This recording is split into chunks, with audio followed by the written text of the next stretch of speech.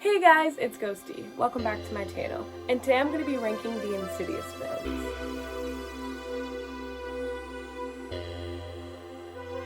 I haven't seen an Insidious film since the last Insidious film came out in 2018. I watched them as they were released, aside from the first one. I remember really liking the first one and mostly liking the second one, and then feeling really meh about 3 and 4. Before I rewatched these for my channel, I respected the series but didn't have heart for the series, which surprised me. I did move around how I ranked them prior to watching them, and it also has confirmed that I just don't fuck with these films. I'm gonna go ahead and start with my least favorite film and then count up to my most favorite film.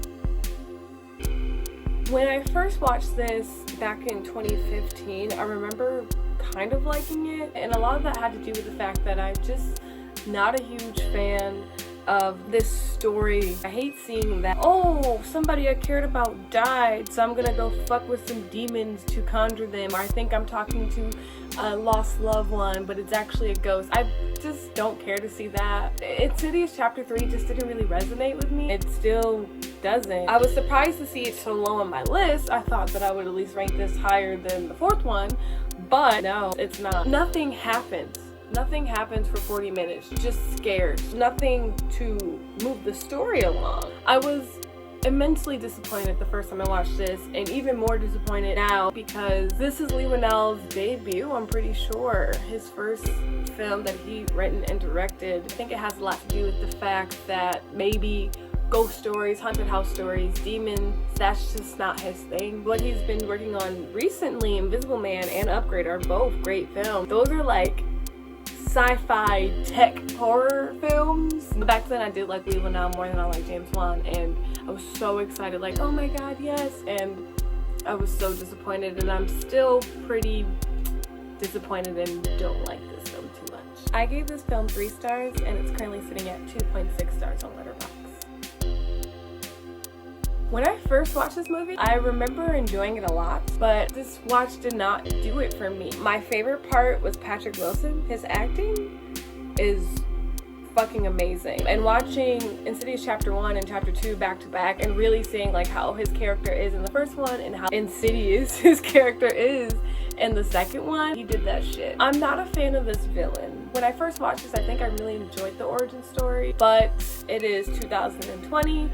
I've grown as a person, I have different ideas, and I'm not a fan of a transgender woman being the enemy. This idea of like they're evil because their parent forced this gender onto them. That is not your name! Parker!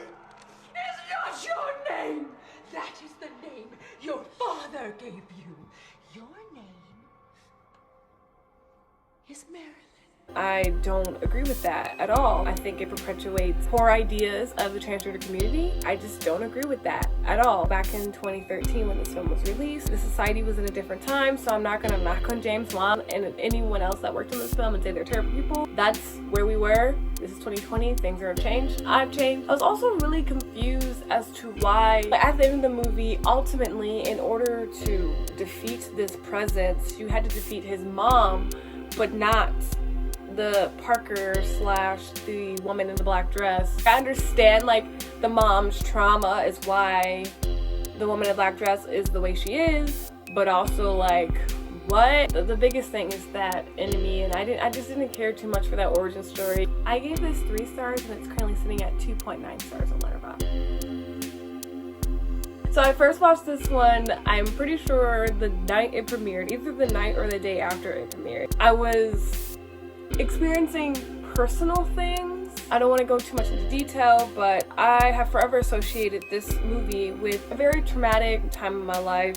I plan to never revisit this film. I remember not liking it while I was watching it, but I didn't realize it was because of my environment, my headspace, and I also wasn't really paying attention to it for one reason or another, so I was missing a lot of like good points. I remember like being so pissed off, like why the fuck did they make this movie? So upset, like it was so unnecessary. this rewatch was a pleasant surprise. It's ranked higher than 2 and 3, not because of directing, not because of the writing, because quite honestly, the writing and the directing gets way shittier after James Wan, because nobody can James Wan like James Wan. The jump scares are just as predictable, besides one. There's one I'll talk about in here that's pretty good, but like all the sequels have terrible predictable jump scares. Like the writing is very mediocre, but the story in this one is good.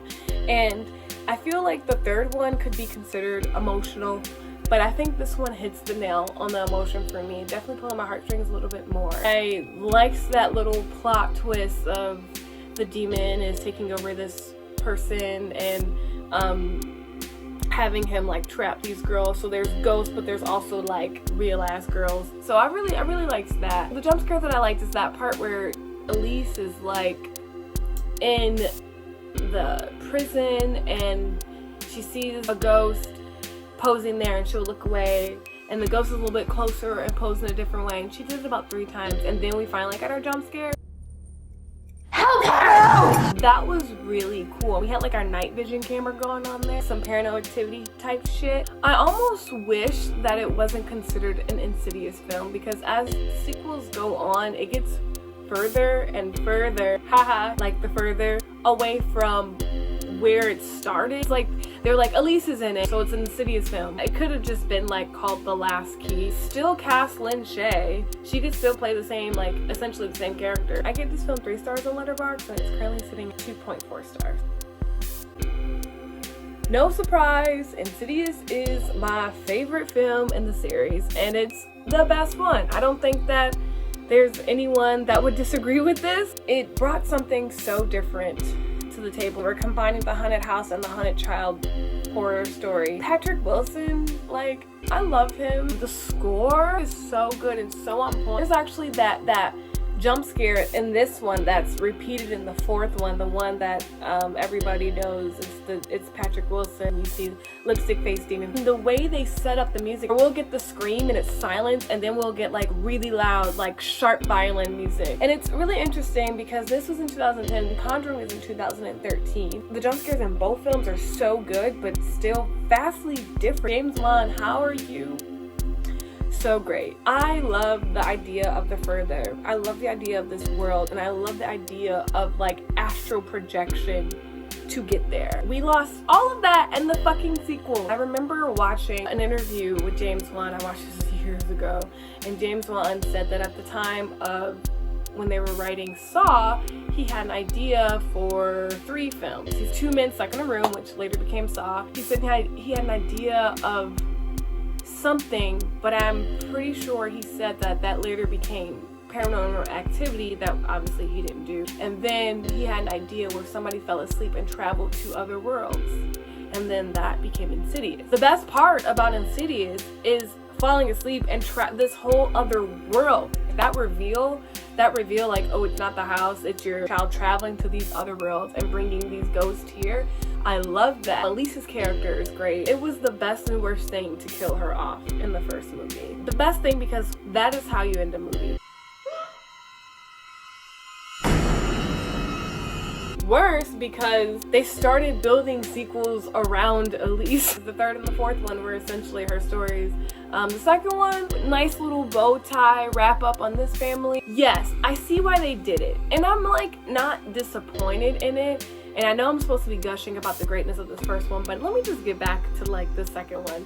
I just don't think they did it right, but this first one is definitely chef's kiss. Thanks guys for watching this video. If you like it, you can give it a thumbs up, and be sure to subscribe and hit the bell to be notified whenever I post new content. You can follow me on social media. I'm at Instagram at Discolama, Twitter at Ghosdee, and Letterboxd at Ghosdee. Thanks, I'll see you in the next video.